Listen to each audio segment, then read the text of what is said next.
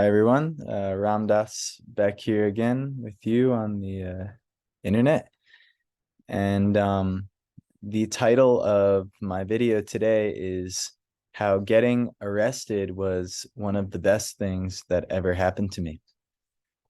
So, where I left off in my last video is I kind of had this out of body type of experience, and it made me realize that there was more to life than just what I was perceiving through the eyes and the ears and the pains and pleasures of the body.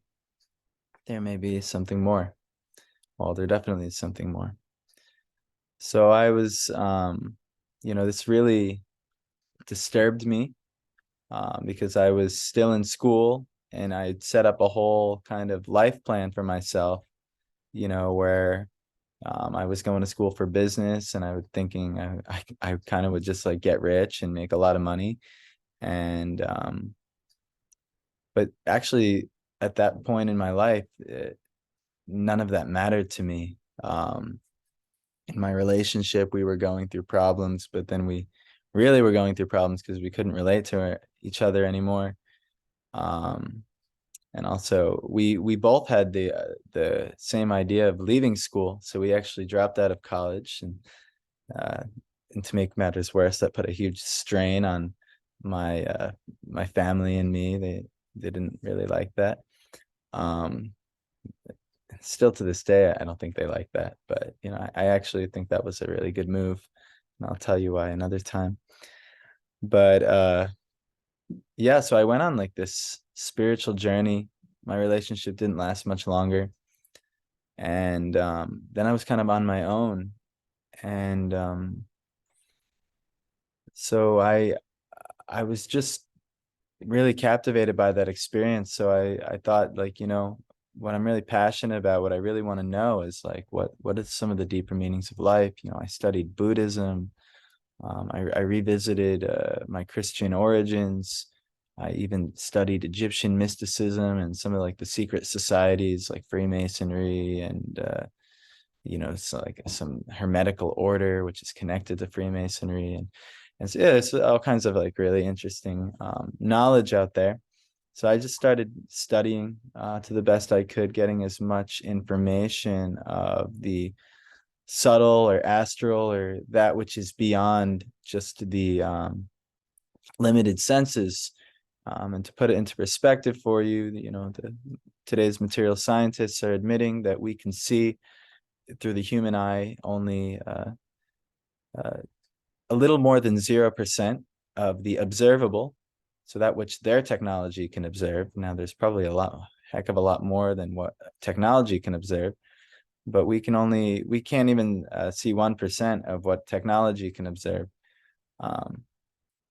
with the human eyes. And similarly, the same thing with the ears. So really, our perceptions and understandings of reality through the senses is extremely limited, to the point where through our technology, we don't even match up with, you know, very much more than 0%. And so what's to speak of what's even beyond the technology? So I was kind of at a blank slate, and I wanted to know from those who knew or who were had experience. So I just started studying characters like the Buddha, Christ. I wanted to know more about the prophets, the saints, the sages. I wanted to know more about yoga and Hindu mysticism. Um, and that actually is led to me to eventually um, get frustrated. As I was learning all these things, I was kind of frustrated with my environment. It's the same old environment. I was back with my parents, and they didn't even really like me that much because I just dropped out of school, and then I picked up some other not so good habits of um, uh, using herbs in ways that were not smiled upon by the law at the time. Even though now it seems like it's okay, but at the time it definitely wasn't okay. And that's the nature of why I eventually had the subject matter for this video, is because I eventually caught up to me. But anyway, so it was a strain, and I ended up moving out, and I was chasing a dream of still being a personal trainer. That was like one of the things I was passionate about. I was in a really big gym phase back then in my life. I was like kind of like bulky and really into lifting weights. And but I was studying these spiritual things on the side, and then there was an interesting thing that happened. I was uh, doing my personal training test, but I was kind of concerned because I couldn't do my lifts with perfect form because my flexibility wasn't very good. So I naturally, I was looking up what to do, and from what I found, it was just like stop lifting for a little bit and just like, stretch. So I was like, okay, I'll stretch. And I was like, but I saw my gym, they had a yoga class in the gym. So I was like, well, this is pretty cool. Let me check it out. So I actually was um, going through some life changes. I decided I'd become a vegetarian. Through studying Buddhism, one of the principles is where you try to cultivate nonviolence to other living entities. And dealing with the subject matter of karma. You know uh, what you do in the world has an impact on others, and it actually has an impact on you. What you get, what you give. So if I had a plate full of murdered, tortured, brutalized animals, and if you look up the process, it's nothing but that. You get a result for that, and I was feeling the results, just the impact it was having on my body. Especially when you see the videos, you can't really. It doesn't even taste that good in comparison to it's most of what makes things taste good is spicing anyway. So I was just like, what, let me switch this around. But anyway, I started my yoga journey at the gym, and I remember the first class I like got completely like I felt like I was high at the end of it. I couldn't do all the poses, and all the women were just like so open and twisting, and but I'm like shaking and big and bulky. But at the end of it, I just like felt so relaxed. I almost felt like high, and I still liked to do that. That was something I didn't really wasn't able to give up. And not only that, I had uh, started getting into some activities that were not so good, which eventually, like I said, led to the purpose of this video. And so I was kind of caught in this web where I was always around these people who really didn't. The main activity was getting high, and I actually see it had a purpose in its life for me, in my life. It had a purpose in my life, um, and it gave me a good amount of time to really study and figure out what I needed to figure out. Because when you're working and you're going to school and you're doing all of life's activities, as you probably know, you might not have that much time to like figure out who you are and what's important to you. So I luckily, dropping out of school and kind of pursuing I'll just say a hippie lifestyle, and a spiritual seeking lifestyle, gave me the time to figure that out. And I would work here and there on certain things, projects I was passionate about. Um, but ultimately, I found yoga, and I found a teaching called the Bhagavad Gita, and I was blown away by this teaching. And as I told you in the last video, I had a really crazy experience through this out of body experience. And I came before this monumental being in the video. And if you could watch my first video, if you really want to know more about that. And I read this Bhagavad Gita, and interestingly enough, I was really captivated by the teachings, and I was like into the 11th chapter out of the 18th chapter, and then all of a sudden, the uh, the Bhagavad Gita means the song of God, and it's God speaking to a warrior on a battlefield. And he's Arjuna, and he actually didn't want to fight, and he was trying to have an excuse of why he shouldn't fight. But actually, God was giving him this divine philosophy called the Bhagavad Gita as to actually how fighting in this war was actually the best thing to do for him. And ultimately, the end conclusion is like, well, this is actually what I want to do, because I want to uh, reset, the order of these rulers are wicked. They need to go, and the best thing you could do for the people is actually to fight them. But there's so much philosophy in there. I just kind of gave you a really loose kind of summary. But anyway, I studied this and I was learning so much about, what it means to live like a pure, wholesome life. That means I would have to give up my chasing of women, giving up my intoxications, giving up, um, you know, I already had given up even eating meat, but that's, giving up unnecessarily, harming others unnecessarily. Interestingly enough, he's in the war. He didn't want to harm others, but actually there's a time for war, and understanding the highest duties of life, which, I definitely believe it would reveal to anybody if they read this text. I'd be happy to answer any questions or connect people to this text. But I read this and I was just blown away. And I was told that if I read it 5 times, I'd be enlightened. So I actually, over the years, a few years, read it more than that. I read it 9 times, but I still didn't get enlightened.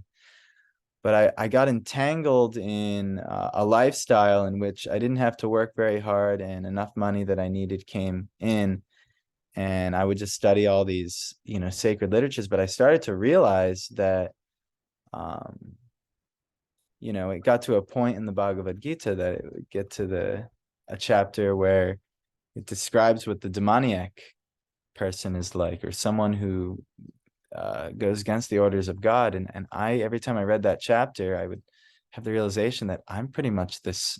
This is kind of how I am, So I had to really work with that. That I think I'm like demoniac by like God's eyes, and how He describes what an angelic and a demonic personality is like. So anyway, one of the reasons I really was sold on the Bhagavad Gita is in the 11th chapter. Arjuna wanted to see Krishna's cosmic form, or form that's, creates the universes and all these things. It's like, well, you're saying you're God, and people have even said that about you, but like, prove it, So actually, Krishna does, and the way it's described really connected me with that experience I was telling you about, that out of body experience I had, where I came before this massive being, and I just saw I couldn't find the end of this being, and there was so many shapes and colors and prisms and even maybe faces, eyes, so many things.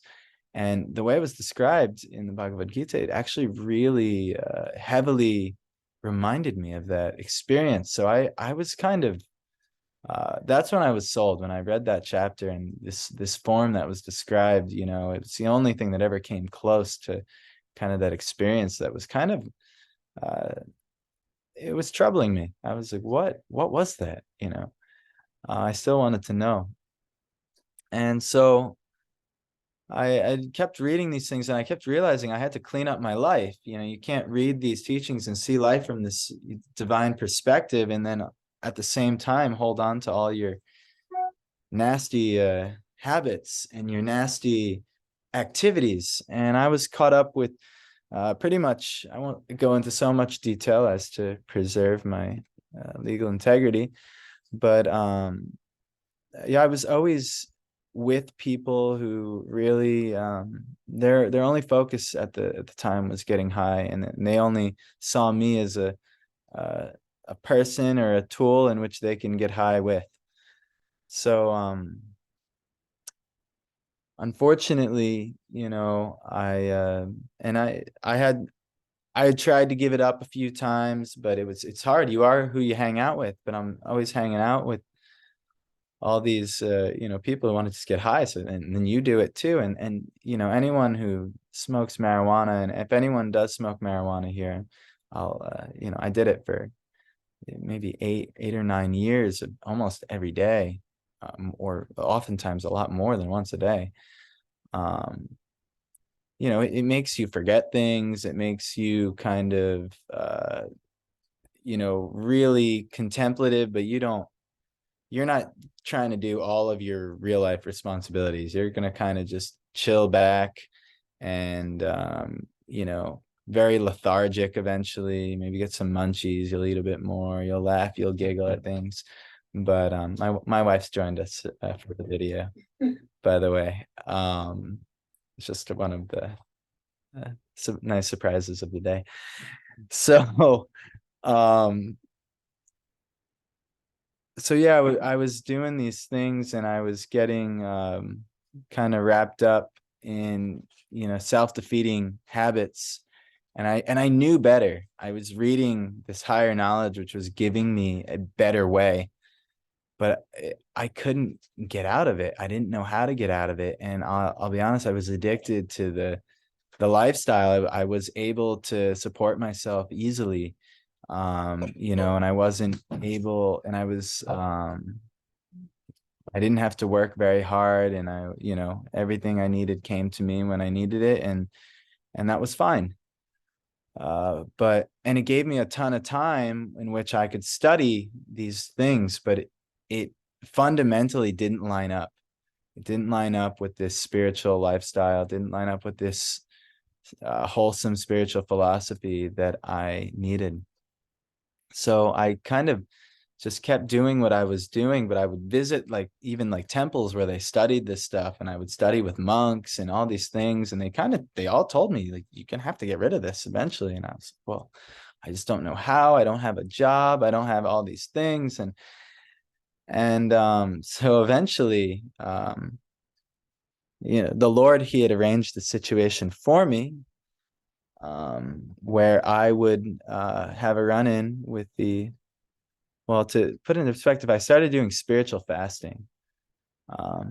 And so when you fast, it's said to, be a really purifying experience. If you do it on the special day, it has to do with the moon, and doing it 3 days before the full moon and new moon, which have some intense energies. And, if you ask, women and things like that, they're really into the moon circles because they know the energies of the moon, where I don't know, I find in my life as a man, I didn't so much know about these moon cycles and things like that. But anyway, the fasting recommends 3 days before these full and new moons, because it takes your body 3 days to go through food to use it as energy, and if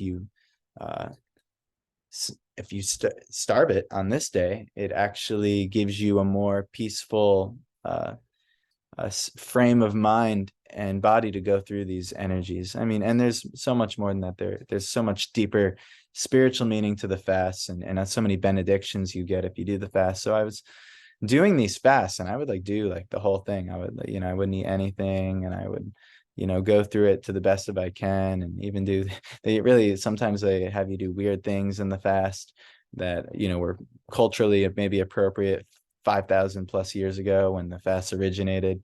But now that I'm trying to do them in 2022, like bathe in rivers and things like that, it's just it doesn't always work so well. Well, anyway, but I had actually, it was a fast day and I was fasting, but I had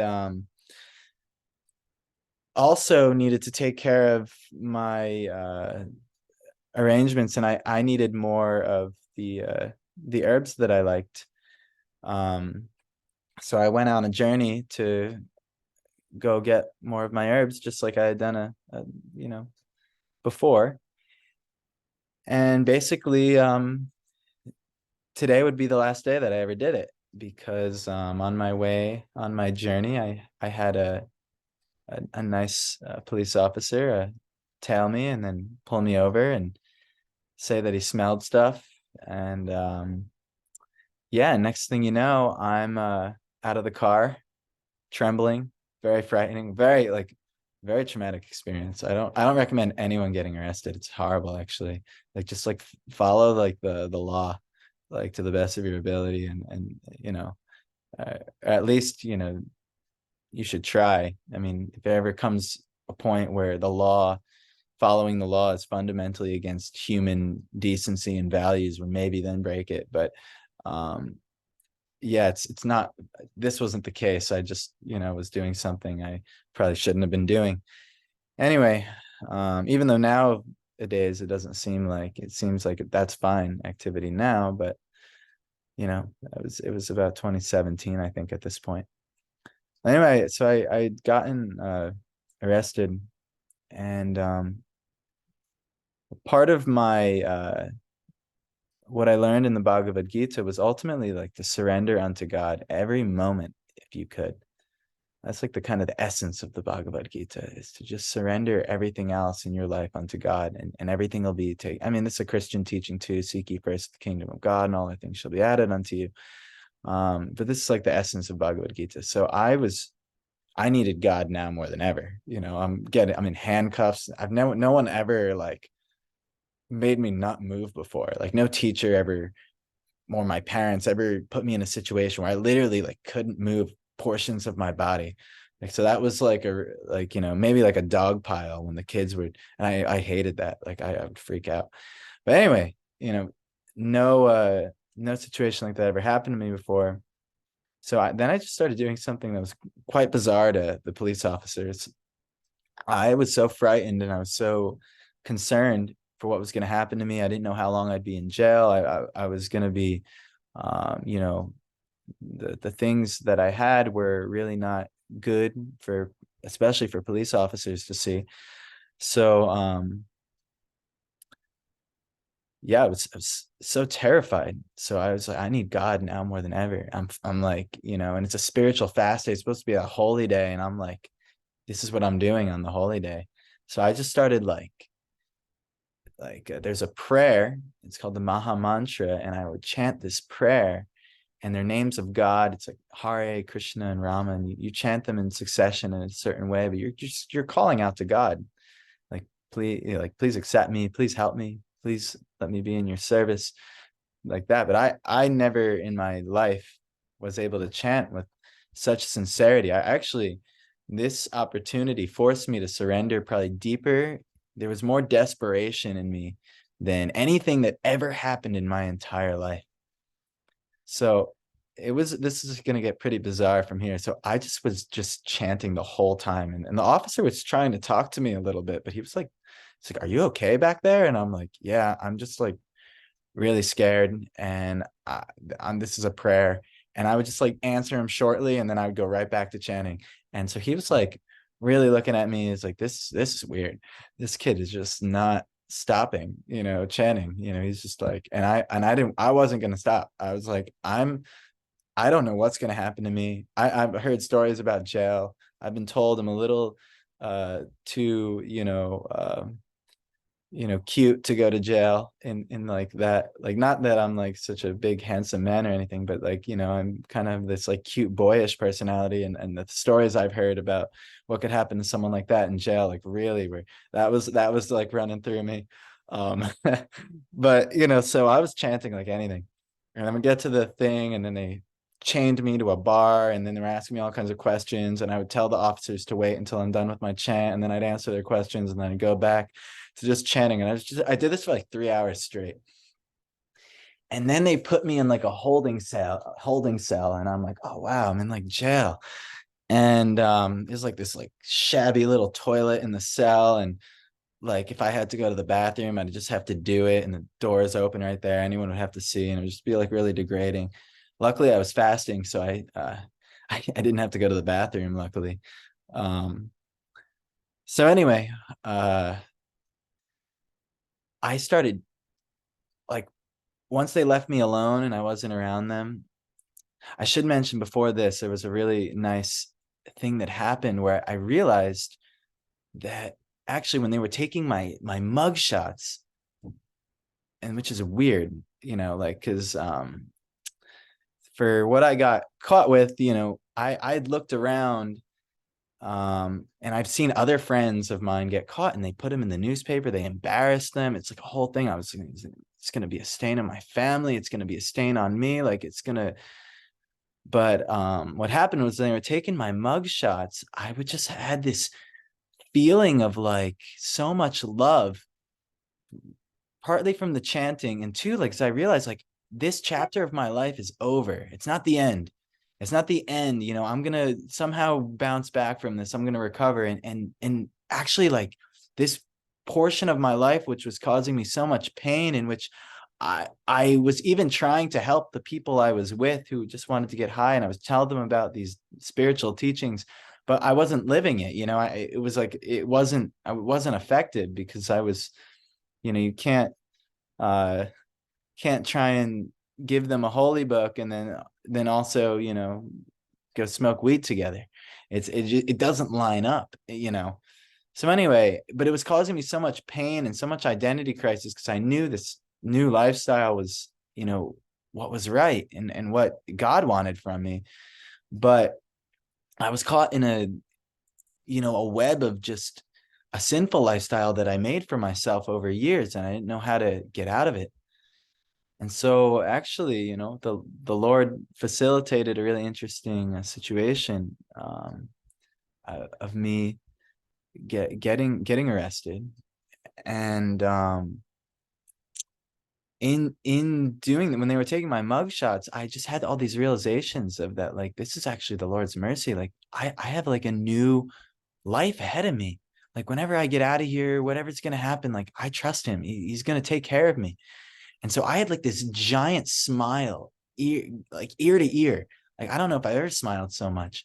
And so this honestly officer who arrested me, and now he was like totally taken back. He was like shocked that like a person like this, because I'm sure that's not the type of person he usually gets in jail with him, where like they're like, I'm smiling, I was apologizing to him, and I was telling him, you know, like how much I appreciate him and all this stuff. And like, so he was like really like weirded out. And I don't know, maybe he helped me because I didn't go in the paper like normally someone would go in the paper with, and like, I don't know what happened. And then well, I'll tell you what happened. It's really kind of magical.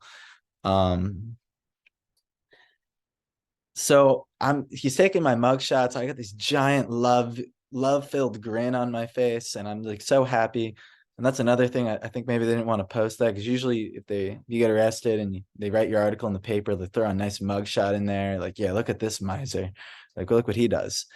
And but I had this like giant like smile on my face. If they would have took my mug shots, I don't know, they might look like criminals. Like, what are you like, what are you arresting this like really like happy person for? Or you know, I don't know. But I didn't know, I don't know why it didn't go in the paper, like I'd seen so many of other people happen to them before. But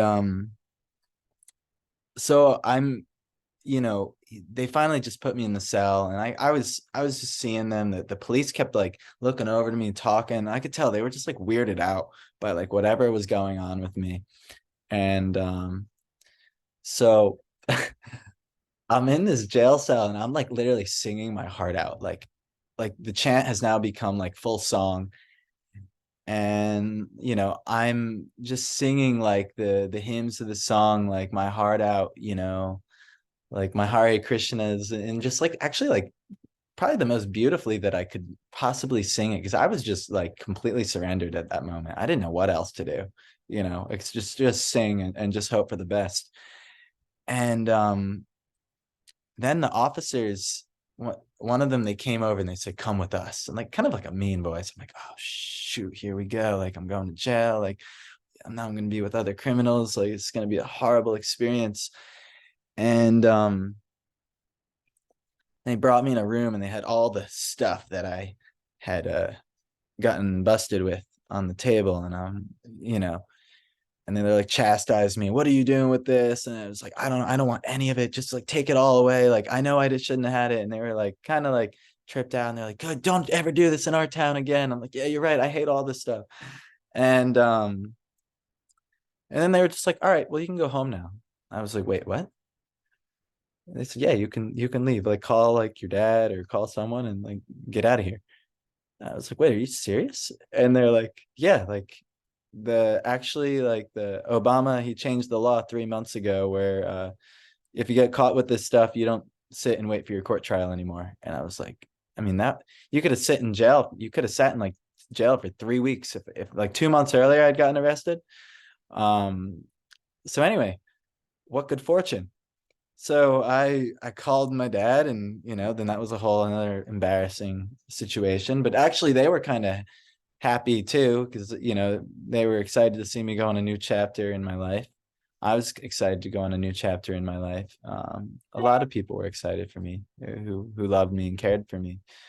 Were excited to see me go on a new chapter in my life, and it actually like led to so many more wonderful opportunities, and allowed me to cultivate a spiritual life. And we're going to come close to the end of the video because I already went through the whole arrest thing. But what part of my deal, I had to buy a lawyer and all kinds of stuff. And part of my deal um, is that if I go through this, what's called a PTI program, and follow all the law's rules, then I can get all my charges kind of erased. I just said it kind of had to pay fines. Like pretty much if you give us money and follow all the rules, it's fine. So I naturally agreed, pretty much happily. I never happily gave anyone so much money before, but I was happy that they gave me my freedom. And so I did the program, and I had to do community service, like 100 hours.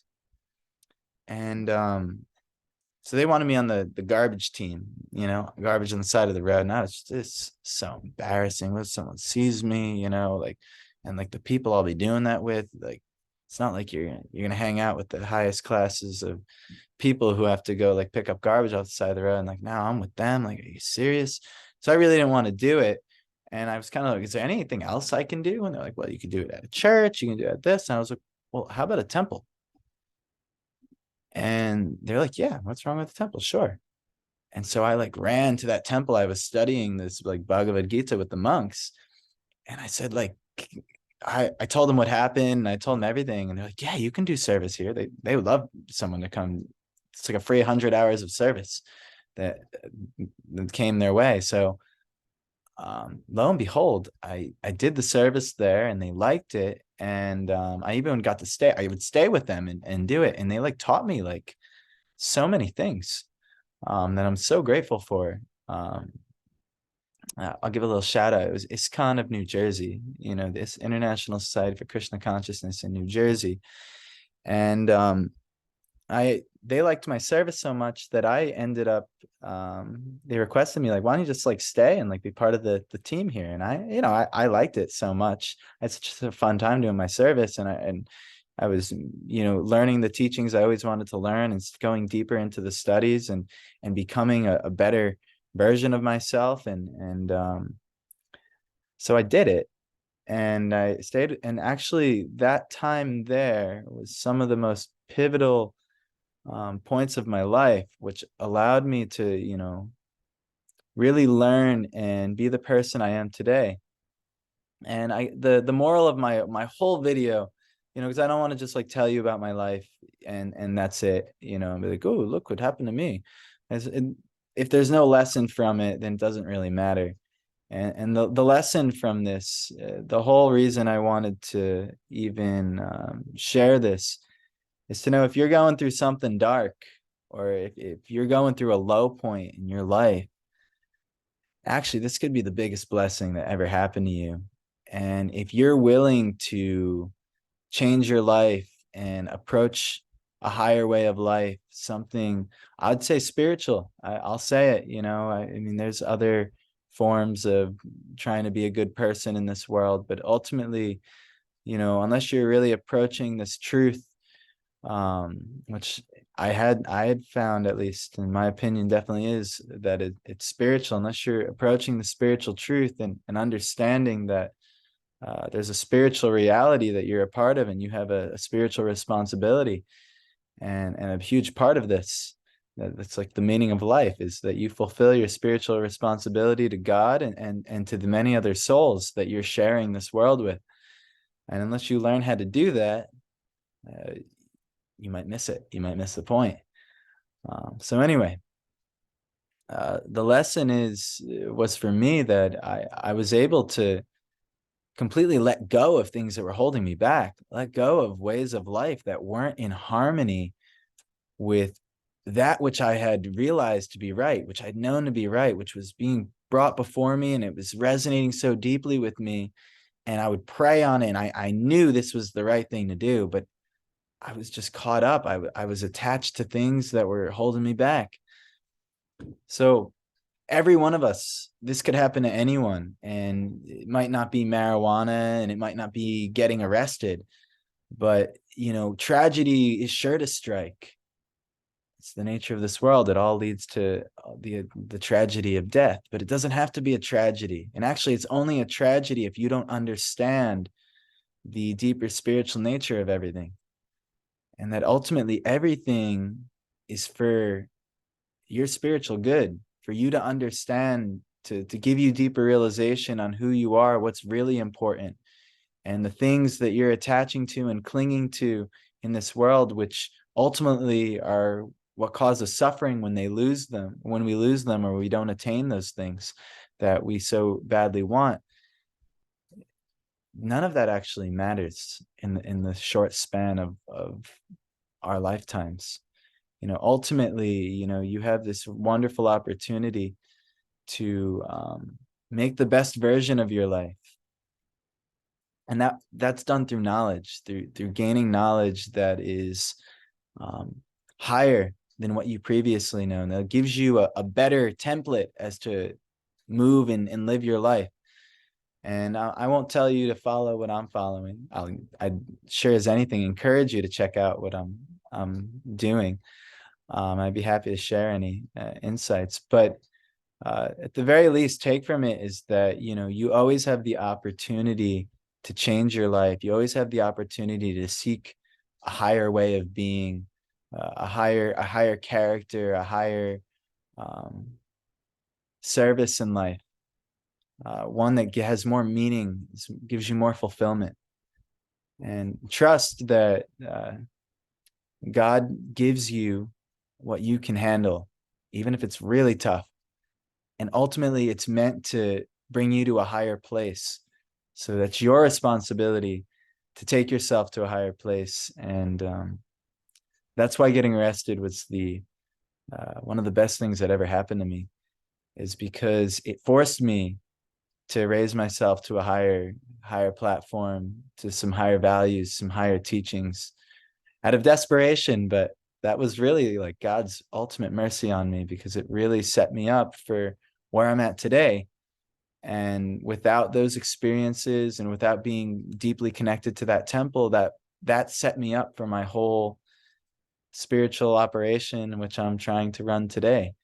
And I could tell you more about that in future videos, but thank you guys so much for listening. For those who did listen, it's was a bit of a longer video today, but it was really, really deeply meaningful to me.